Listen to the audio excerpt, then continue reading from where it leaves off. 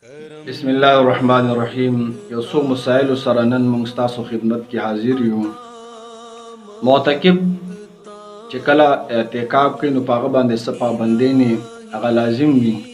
اوله پابندي دا چې هغه به د جومات نه بهر نه وځي مګر دوه داسې حاجتونه دي چې هغې سره د جومات نه بهر وتلی شي. او حاجت شرعي دی یو طبعي دی. شرعي حاجت دا دی چې دغه جومات کې جمعې مونځ نه کېږي نو بل جومات ته دا دی شي. او طبعي حاجت دا دی چې اودس ماتي دپاره د غسل دپاره د اودس دپاره که چېرته جومات کې دننه انتظام نه وي نو دا بهر تلی شي.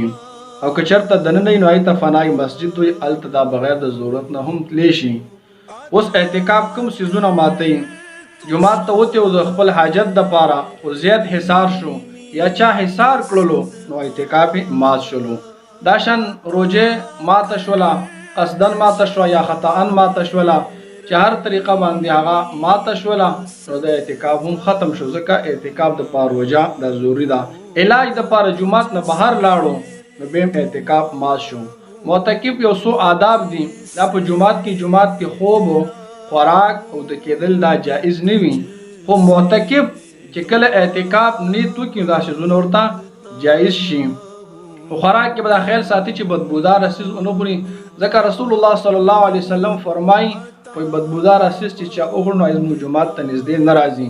بل جومات کې فضول خبرو نه ځان ساتي. ځکه فضول خبرې عامې خبرې دا نیکي خوري. د خندا نه به ځان ساتي ځکه خندا په جومات کې دا په قبر کې تیاره راولي. نو دې څیزونو نه به پرهیز کوي. کومو څیزونو سره انسان اعتکاف ماتولی شي؟ یو دا چې د بیمار شي او د علاج جومات کې ممکن نه وي نو د علاج دپاره دا ډاکټر طبیب له جومات نه بهر تلی شي، اعتکاف دی مات کی. یا کم انسان دی ډوبیږي د تخکاری هغه مرستې دپاره دی دا اعتکاف مات کی. یا د جهاد اعلان وشو نو جهاد دپاره د اعتکاف ماتولی شي. جنازه راله د جنازې لمونځ کوونکی څوک نشته، دا امام دی بل امام نشته نو لحاظه دا اعتکاف ماتولی شي. یا یې څوک په زور وباسي سرکاري طور باندې یا ظالم جابري وباسي نو دا هم یو جایز صورت دی د اعتکاف د ماتېدو. او یا د هغه څوک نږدې رشته دار وپاس شي نو هغه دپاره هم دا اعتکاف ماتولی شي.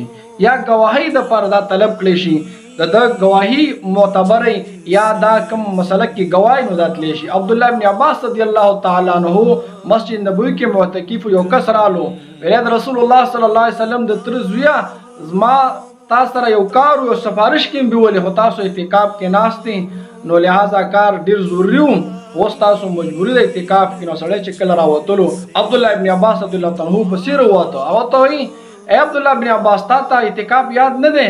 ویل ما ته یاد دی خو نن ستا د حاجت په وجه زه د اعتکاف ماتومه. ځکه ما د نبي علیه الصلاة وسلام نه اورېدلي دي چا چې یو مسلمان حاجت شرعي دپاره هغه سره لاړو نو الله پاک به هغه له د 10 کالو د اعتکاف اجر و ثواب ورکړي. نو دا شان دا داسې یو کس حاجت دپاره وتلی هم شي خو دې به بیا قضایي کوي.